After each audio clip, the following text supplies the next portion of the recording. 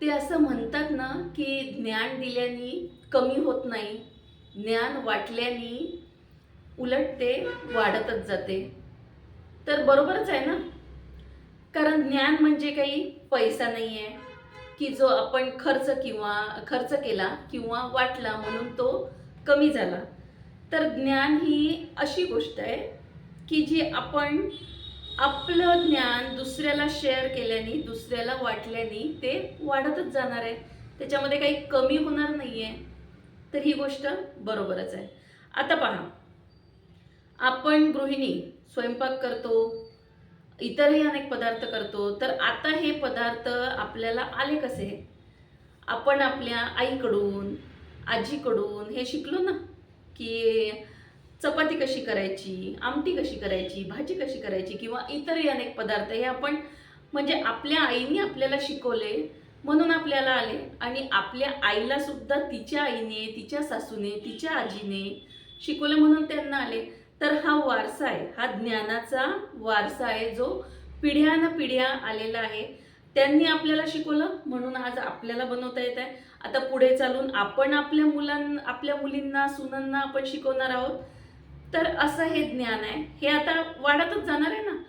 हे जे ज्ञान आहे हे आपण पुढच्या पिढीला देऊ तर ते वाढतच जाणार आहे. त्यामध्ये काही कमी तर येणारच नाही आहे ना.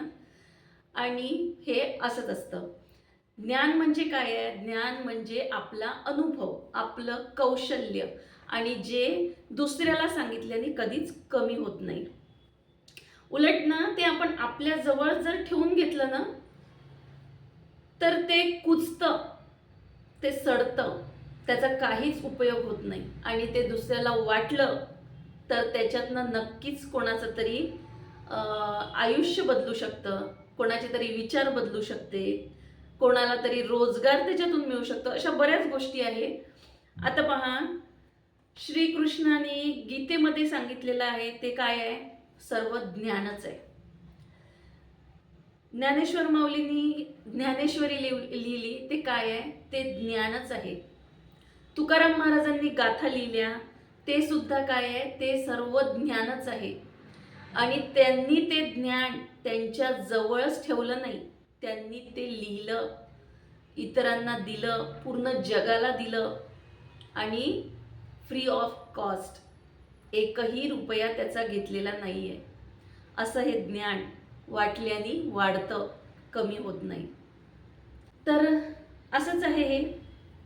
आता एखादा आपल्या घरी काम करणारा इलेक्ट्रिशियन येतो, मेकॅनिकल येतो, आणखी बरेच काही येतात. आता ते लोक काम करतात आणि त्यांच्या हाताखाली सुद्धा बरेच लोक काम करतात.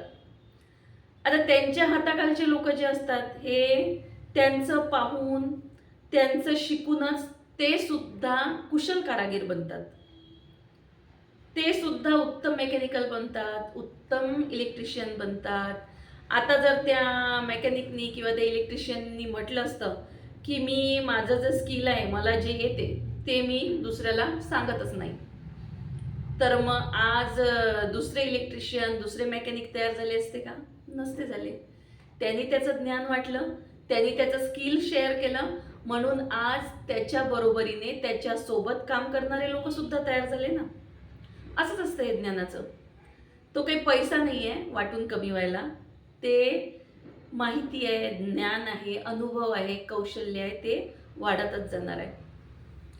आता एका अंधाऱ्या खोलीमध्ये आपण एक मेणबत्ती लावली आणि त्या मेणबत्तीवरून आपण दुसरी मेणबत्ती लावली म्हणून त्या पहिल्या मेणबत्तीचं अस्तित्व संपलं का किंवा तिचं महत्त्व कमी झालं का? त्या मेणबत्तीच्या साहाय्याने दुसरी मेणबत्ती लावली म्हणून त्या खोलीमध्ये प्रकाश उलट वाढला, तो कमी झाला का? किंवा त्या पहिल्या मेणबत्तीचं महत्त्वही कमी झालं नाही ना. असं हे ज्ञान आहे.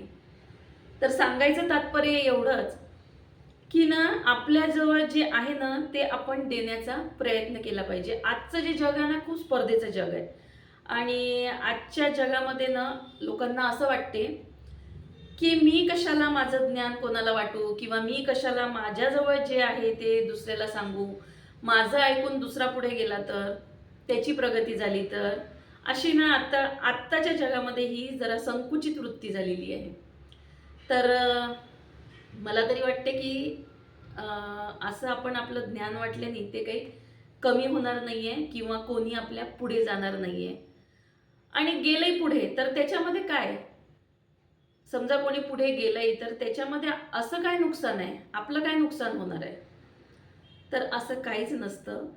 म्हणून मोठ्या मनाने आपण सुद्धा आपल्या जवळ असणारे अनुभव आपण इतरांना शेअर केले पाहिजे, ते वाटले पाहिजे. स्वामी विवेकानंद सुद्धा म्हणत होते की आपल्याला जर स्वतःला मोठं व्हायचं असेल ना, एका उंचीवर जर आपल्याला स्वतःला जायचं असेल तर आपल्याला सोबतच्याला सुद्धा त्या उंचीवर घेऊन जाता आलं पाहिजे. तर असं हे ज्ञान आहे. आता बघा आपल्या यूट्यूबच्या प्रवासात सुद्धा आपण जेव्हा यूट्यूबवर आलो, आपल्याला काहीच माहीत नव्हतं. सगळी माहिती म्हणजे थोडीफार माहिती घेऊन आलो होतो आपण, पण आपल्याला एवढं येत होतं का यूट्यूबवरचं? नव्हतं येत ना. आपण सुद्धा सगळ्या गोष्टी एकमेकाचे व्हिडिओ पाहून, दुसऱ्याचे व्हिडिओ पाहून आपण शिकत गेलो ना, किंवा एकमेकाच्या अनुभवावरून आपण शिकत गेलो. तर तसंच आहे. आज आपण यूट्यूबमध्ये इतका प्रवास समजा जो केलाय, तर या प्रवासात आपल्याला काय अनुभव आले, आपण काय शिकलो, तर आपण हे दुसऱ्याला सांगायला पाहिजे. काहीच हरकत नाही सांगायला. सांगितलं तर काही आपलं बिघडणार नाही आहे किंवा वाया जाणार नाही आहे. कारण आज आपण जे अनुभव घेतले, ते अनुभव दुसऱ्याला सांगितले तर नक्कीच ते त्याच्यासुद्धा कामी येईल ना. त्यालासुद्धा त्याचे व्हिडिओ बनवण्यात कामी येणार आहे. त्यालासुद्धा काहीतरी या प्लॅटफॉर्मवर म्हणजे पुढे जाण्याला त्यालासुद्धा मदत होणार आहे. तर असं हे ज्ञान आहे आणि ते वाटल्याने कधीच कमी होत नाही. उलट ते वाढतच जातं. तर सहज असाच विषय सुचला म्हणून म्हटलं की तुमच्यासोबत पण आता हे माझ्या डोक्यात आलं होतं.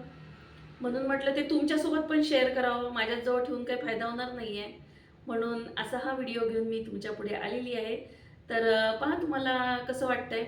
ज्ञान खरंच वाटायला पाहिजे की आपल्या जवळच ठेवायला पाहिजे? प्रत्येकाचा आपापला दृष्टिकोन आहे आणि त्या त्या परीने आपण विचार करू शकतो. तर तुम्हाला काय वाटते हे तुम्ही नेहमीप्रमाणे मला कमेंट बॉक्समध्ये सांगू शकता. आणि माझा व्हिडिओ तुम्ही पाहून घेतला त्यासाठी तुमचे खूप खूप धन्यवाद.